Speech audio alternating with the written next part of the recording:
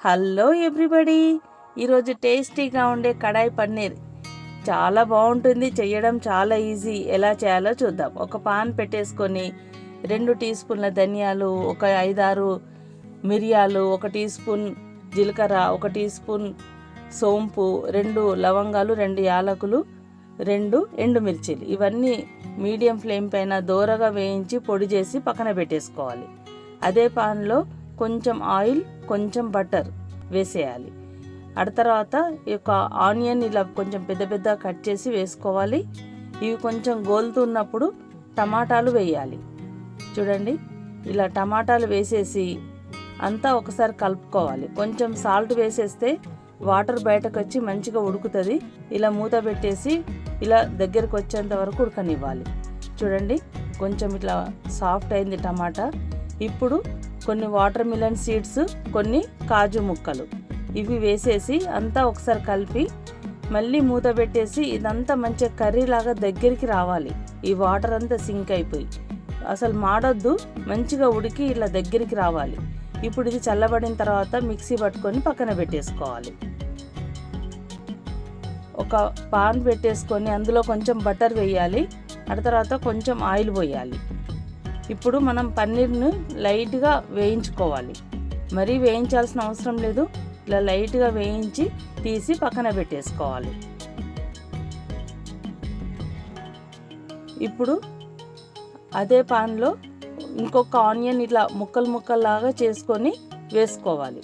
ఆ తర్వాత క్యాప్సికమ్ కూడా ఇలా పెద్దగా కట్ చేసుకొని కొంచెం వేయించాలి. మరీ బ్రౌన్ కలర్ అయ్యేంత వరకు కాదు, జస్ట్ కొంచెం సాఫ్ట్ అయితే సరిపోతుంది.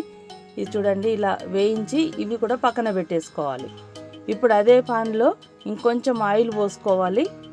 ఆయిల్ కొంచెం ఎక్కువనే పోయాలి. ఇప్పుడు ఆ తర్వాత ఆయిల్ వేడైంది. జీలకర్ర, ఒక ఎండుమిర్చి, ఒక స్టార్ అనాసు, మనం చక్రం పువ్వు అంటాం కదా, అది వేసేసి మిక్సీ పట్టుకున్నాం కదా, కాజు, టమాటా, ఇవన్నీ, ఆనియన్, ఆ మిక్సీ పట్టుకున్న పేస్ట్ వేసేసి మంచిగా ఫ్రై చేయాలి. ఇలా మంచిగా కలుపుకుంటూ ఇలా ఆయిల్ పైకి వచ్చింది చూడండి.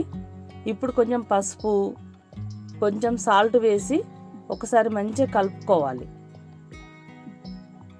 ఇది మంచిగా ఫ్రై కావాలి ఆయిల్లో.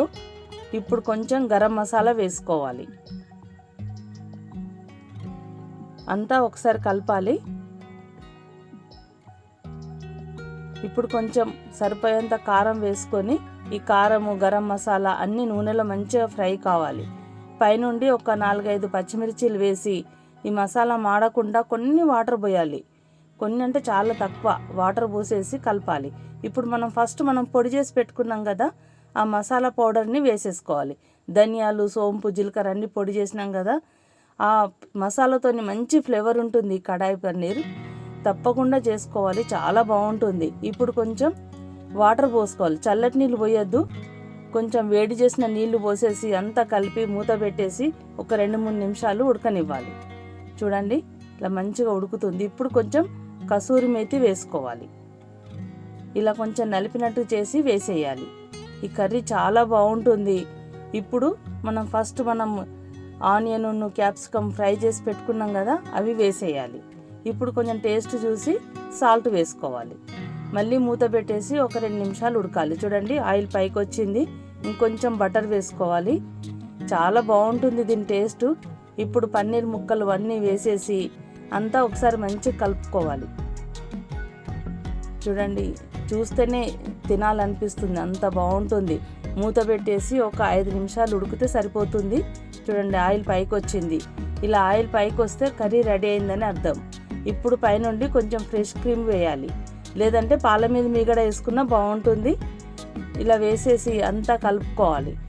చూడండి, టేస్టీగా ఉండే కడాయి పన్నీర్ రెడీ అయిపోయింది. ఇది chapati, puri, paratha, jeera rice, bagara rice, plain rice ఎలా తిన్నా చాలా బాగుంటుంది.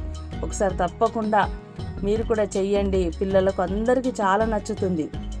చెయ్యండి, తినండి, ఎంజాయ్ చేయండి. వీడియో నచ్చితే లైక్ చేయండి, షేర్ చేయండి, సబ్స్క్రైబ్ చేయడం మాత్రం మర్చిపోకండి. Thank you.